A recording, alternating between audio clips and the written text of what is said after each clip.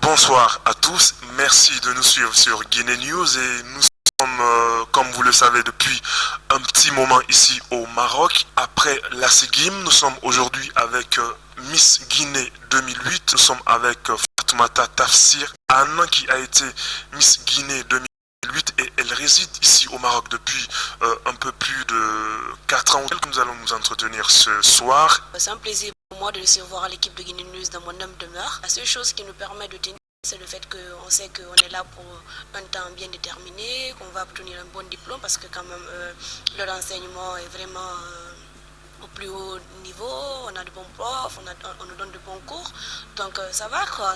On suppose que Miss Guinée, après avoir rendu sa couronne, a pu se trouver un homme, a pu se mettre la corde au cou, on suppose. Non, je suis ni fiancée ni mariée.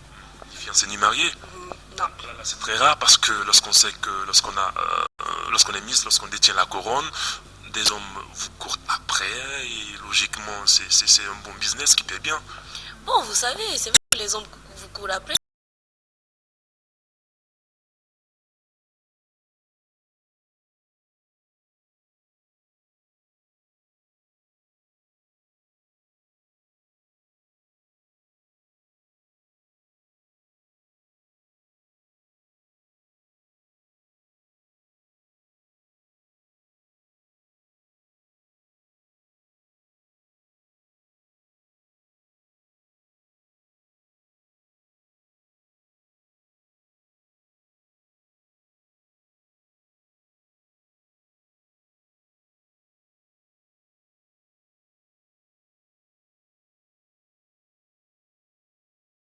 Même les sponsors, les cadeaux que les sponsors vous donnent, vous ne le recevez pas. Même si vous le recevez, c'est pratiquement après les démarches administratives pour avoir le sponsoring au niveau de l'État et tout. Ils ont eu de l'argent et tout.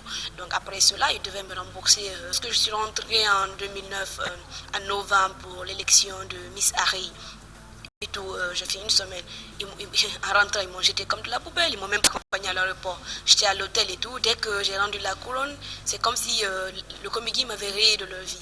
Ils ne m'ont pas accompagné à l'aéroport. Rien du tout. Ils m'ont plus téléphoné. Ça va, comment je vais? Rien, absolument rien. Moi, j'étais vraiment choquée. J'étais vraiment déçue. Je dis, écoute, j'ai quitté le Maroc, j'ai laissé mes cours. Je suis venue pour rendre ma couronne et c'est comme ça que je me remercie après tout ce que j'ai fait pour eux. Donc c'est vraiment désolant et depuis j'ai coupé carrément les ponts avec eux. Je ne suis en contact avec personne d'entre eux à part 5 filles qui m'appellent de temps en temps. Mais j'ai coupé carrément les ponts avec eux. Je vais en vacances à chaque fois, je ne les ai jamais appelés.